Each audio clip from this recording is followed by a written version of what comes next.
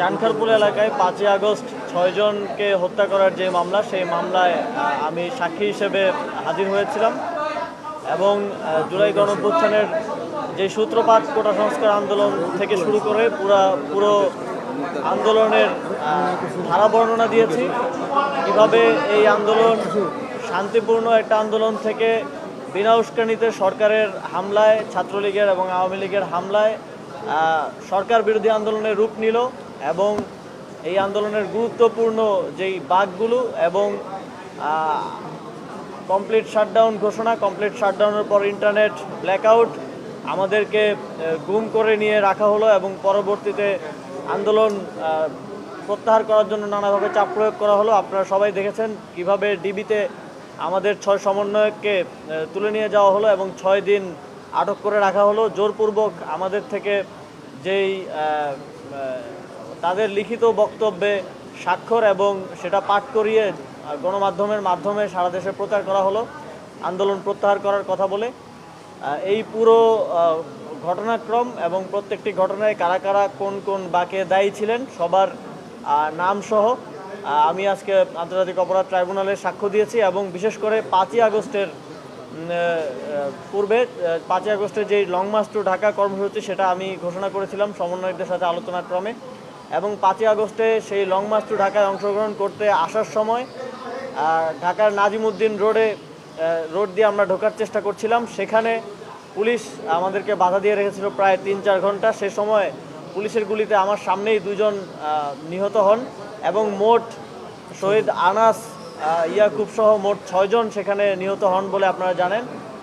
সেই ঘটনার আমি যেই যা দেখেছি তা সাক্ষ্য প্রদান করেছি মাননীয় ট্রাইব্যুনালকে এবং আমার সাক্ষ্য গ্রহণের প্রক্রিয়া চলমান আছে। আগামী সপ্তাহে একই দিনে আবার মামলায় এই 6 জনের যে হত্যাকাণ্ড চানখারপুল এলাকায়, এর জন্য আমি তৎকালীন প্রধানমন্ত্রী শেখ হাসিনা এবং তৎকালীন আইন শৃঙ্খলার দায়িত্বে থাকা স্বরাষ্ট্রমন্ত্রী হাফিজুজ্জামান খান কামাল, ডিএমপি কমিশনার হাবিবুর রহমান সহ সারা দেশে যেই হত্যাযজ্ঞ হয়েছে সেটার জন্য সকল কমান্ডিং অথরিটি, আওয়ামী লীগের বিভিন্ন পর্যায়ের নেতৃবৃন্দ এবং পুলিশের যারা সরাসরি গুলি চালিয়েছিল তাদেরকে দায়ী করছে। ডিবিতে থাকা অবস্থায় এবং ডিবিতে যাওয়ার আগে যখন গুম থাকা অবস্থায়ও আমাদেরকে গোয়েন্দা সংস্থার পক্ষ থেকে যারাই আমাদের সাথে কথা বলেছে সবাই নানাভাবে ইনিয়ে বিনিয়ে এটা বলেছে যে আপনাদেরকে হত্যা করার নির্দেশনা দেওয়া হয়েছে, আপনাদেরকে যাতে আর দেখা না যায় লিডারশিপে সেটার নির্দেশনা আমাদেরকে দেওয়া হয়েছে, কিন্তু আমরা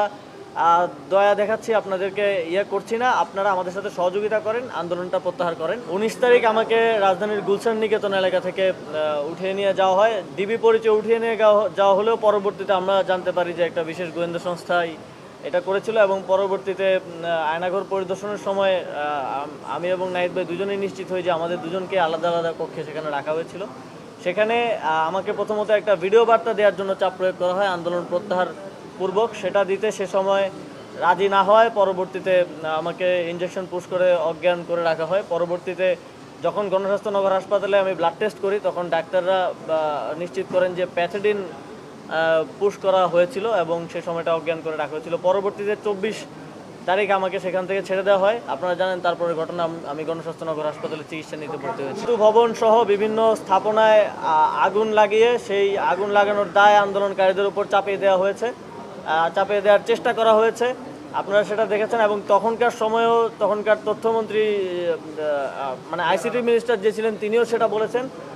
আন্দোলনের সময় আমরা এটা বুঝতে পেরেছি যে তারাই সরকারের পৃষ্ঠপোষকতায় এই স্থাপনাগুলোতে আগুন লাগানো হয় এবং তার দায় আন্দোলনকারীদের উপর চাপিয়ে দিয়ে সে সময় এক ধরনের ধরপাকড় এবং গ্রেফতার, ব্লক রেড দিয়ে গ্রেফতারের কর্মসূচি চালানো হয়েছিল। জি অবশ্যই এটি একটি মাইলফলক ঘটনা। আপনারা জানেন যে আইসিটি ট্রাইব্যুনাল সহ গুম কমিশন এই বিষয়গুলো নিয়ে কাজ করছিল এবং নানা পদে গত 1 বছরও তারা বাধার শিকার হয়েছে, কিন্তু সরকারের পক্ষ থেকে আমাদের মাননীয় প্রধান উপদেষ্টা ডক্টর মোহাম্মদ ইউনূস স্যারের পক্ষ থেকে স্পষ্ট নির্দেশনা ছিল যে এই ঘটনাগুলোর সাথে, ন্যাক্কারজনক ঘটনাগুলোর সাথে যারা জড়িত, আয়নাঘর গুম এবং গুমের পরে শত শত মানুষের গুম হওয়া মানুষের ফিরে না আসার সাথে যারা জড়িত তাদেরকে অবশ্যই শাস্তির সম্মুখীন হতে হবে। সেটা একটা গতকালকে একটা মাইলফলক পর্যায়ে গিয়ে পৌঁছেছে, তাদের বিরুদ্ধে গ্রেফতারি পরোয়ানা জারি করা হয়েছে।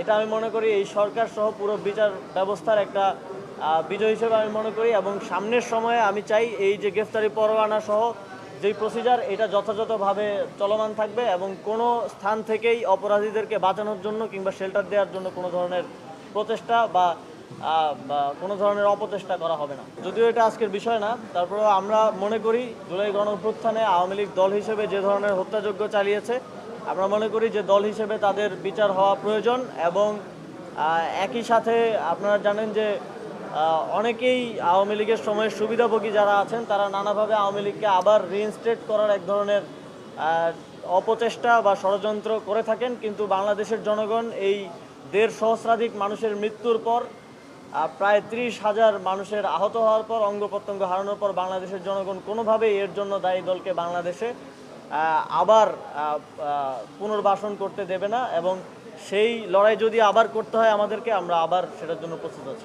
যারা এই গণহত্যার সাথে দায়ী এবং পলাতক অবস্থায় আছে, তাদেরকে ফিরিয়ে আনার জন্য সরকার সকল ধরনের ব্যবস্থা নেবে এবং আইন অনুযায়ী এবং বিভিন্ন দেশের সাথে আমাদের যেই বন্দি বিনিময় চুক্তি আছে, সেই চুক্তি অনুযায়ী তাদেরকে ফিরিয়ে আনার জন্য যথাযথ ব্যবস্থা নেওয়া হবে।